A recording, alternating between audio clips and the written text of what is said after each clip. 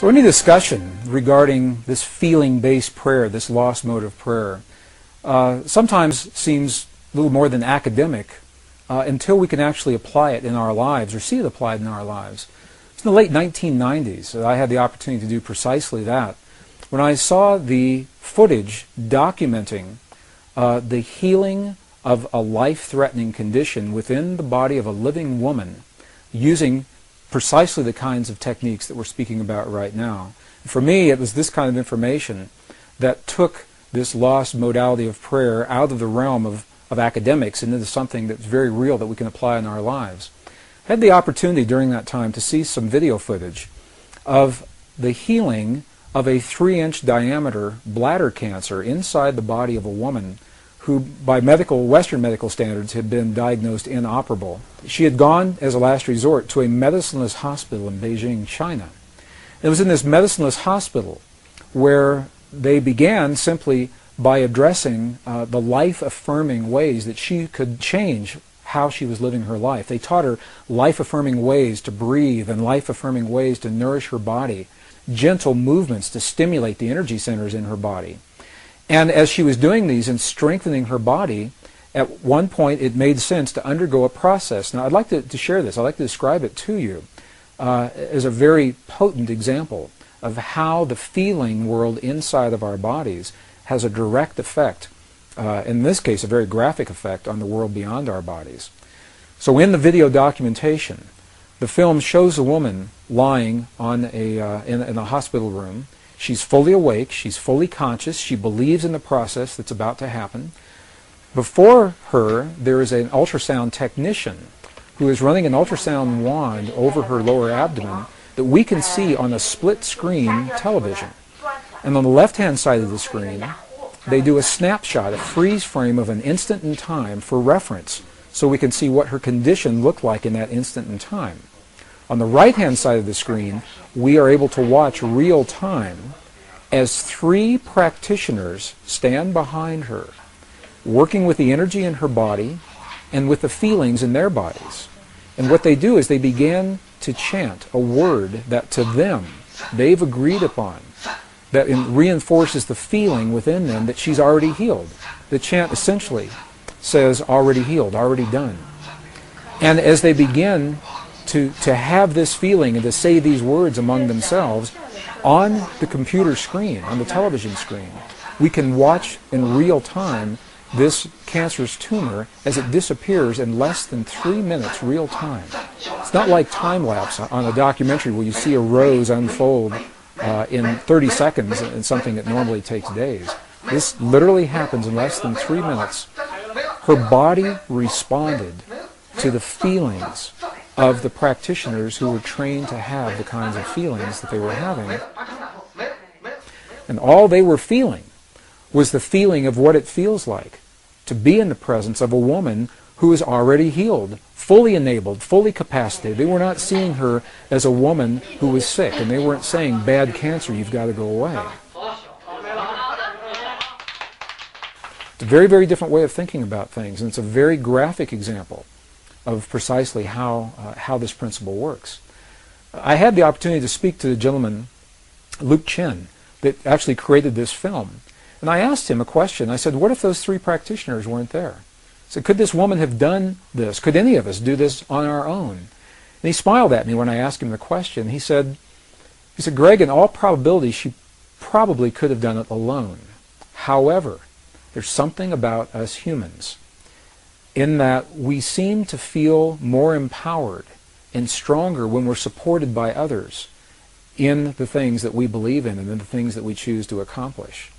So while she probably could have had this feeling and done it herself, having these 3 practitioners work with her was the threshold that it took for her body to respond. All they were doing was having the feeling as if she were already healed, and in less than 3 minutes her body responded.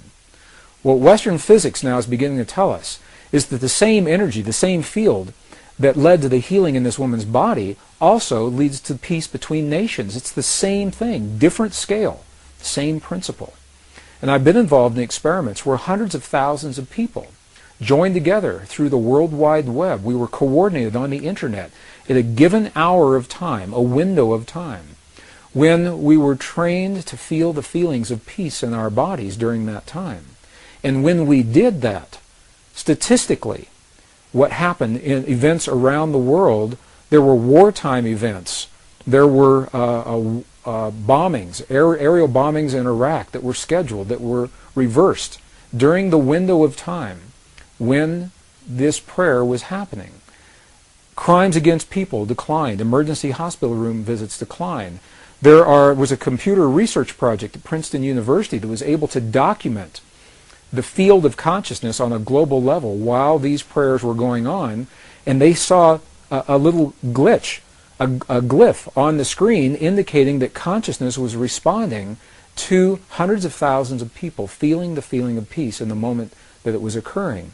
And what this tells us is that the field we're working with is a measurable field. You can pick it up with equipment. It can be measured on the computer screen. This was part of the research project at Princeton University that was called the Global Consciousness Project.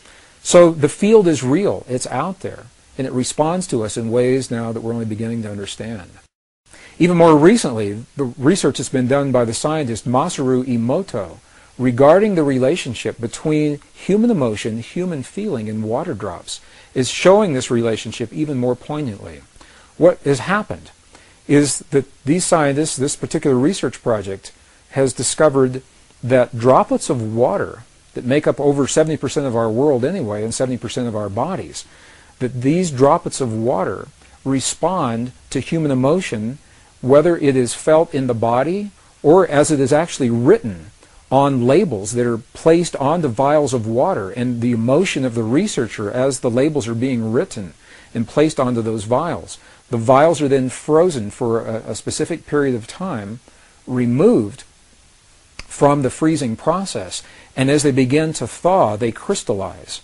And the crystals are the telltale sign of what is happening with the emotion. For example, they've taken water, highly polluted, highly toxic water, from some of the most polluted dams in the center of Japan.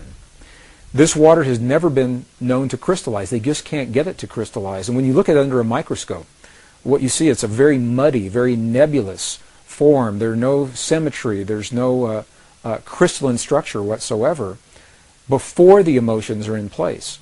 After the emotions are there, for example, when 500 people pray over some of this most polluted water, the before image shows the water in its toxic state. The after image of the same water shows this water beautifully formed, beautifully clear, beautifully crystalline, perfectly symmetrical, purely from the result of human emotion interacting and human feeling interacting with this field of water. Some of the other research has shown families where children and their parents have encircled a vial of water in a room that has never been found to crystallize. Again, some of the very highly polluted and toxic water.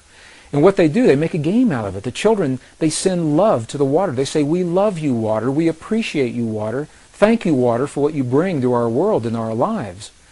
And in that innocence, they are eliciting these genuine states of emotion. And as the research continues, it is precisely these vials of water that have received this kind of energy from the children and their families, feelings that the ancients called prayer, that the water begins to crystallize into beautiful, symmetrical, very clear forms, showing once again that there's a direct effect between what we feel in our bodies and what's happening in the world beyond our bodies. And it's a beautiful, beautiful, very poignant example of how each of us has an opportunity to participate, not to control and manipulate, but rather participate in the events of our world, the events of our lives, our families, our communities, and our bodies through the field that links all in creation.